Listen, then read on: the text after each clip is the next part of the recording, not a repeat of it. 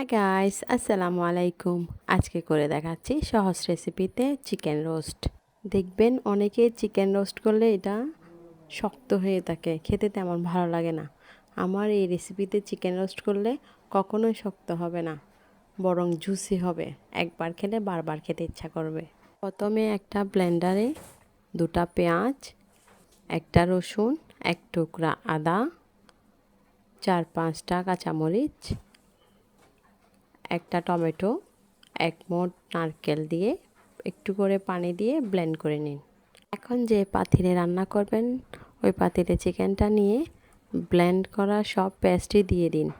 তারপর 1 চামচ লবণ, আধা চামচ হলুদ, 1 চামচ মরিচ, 2 চামচ মশলা দিয়ে তারপর অল্প করে তেল দিয়ে নিন। তারপর কিছু গোটা গরম মশলা দিয়ে ভালো করে চিকেনের গায়ে মেখে মেখে নিন। দেখুন আমি যেখানে বুকের মাংস আছে ওখানে একটু একটু করে কেটে দিয়েছি যাতে ভালো করে মশলাটা ঢুকে যায়। এখন আমার মাখানো হয়ে গেছে। এখন 1 গ্লাস তরল দুধ ঢেলে দিন। তরল দুধ না থাকলে পাউডার দিয়েও দুধ বানিয়ে দিতে পারবেন। এখন রান্না করে নিন কিছুক্ষণ রান্না করার পর প্লেটে এভাবেই উঠিয়ে কিছুক্ষণের জন্য রেখে দিবেন যাতে ভিতরের মশলাগুলো বের হয়ে যেতে পারে। তারপর একটা কড়াইয়ে তেল গরম করে চিকেনটা দিয়ে লালচে করে ভেজে তুলে নেবেন। চিকেনের মশলাগুলোকে এখন নেড়ে চেড়ে একটু রান্না করে নিব।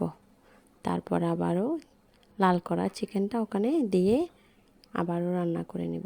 এখন মশলার মধ্যে উল্টিয়ে পাল্টিয়ে চিকেনটাকে রান্না করে নেবেন।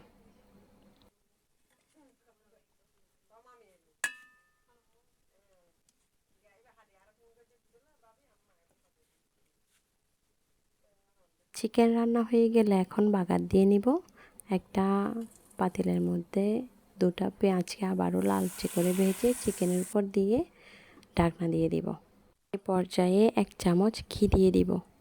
ঘি দিয়ে আবারও ঢাকনা দিয়ে রান্না করে নেবেন। গ্রেভিটা আপনি যতটুকু খেতে চান ততটুকুই রেখে রান্না করে নেবেন। আমার রান্না হয়ে গেছে। এখন আমি ধনেপাতা কুচি দিয়ে চিকেনটাকে নামিয়ে নিব। ভিডিও ভালো লাগলে একটা লাইক দিয়ে দিবেন। ভিডিও কেমন লাগলো কমেন্টে অবশ্যই আমাকে জানাবেন। প্রতিদিন নতুন নতুন রেসিপি পেতে আমার চ্যানেলটি সাবস্ক্রাইব করে রাখুন। পরবর্তীতে কী রেসিপি দেখতে চান আমাকে কমেন্টে জানাতে পারেন। ধন্যবাদ সবাইকে।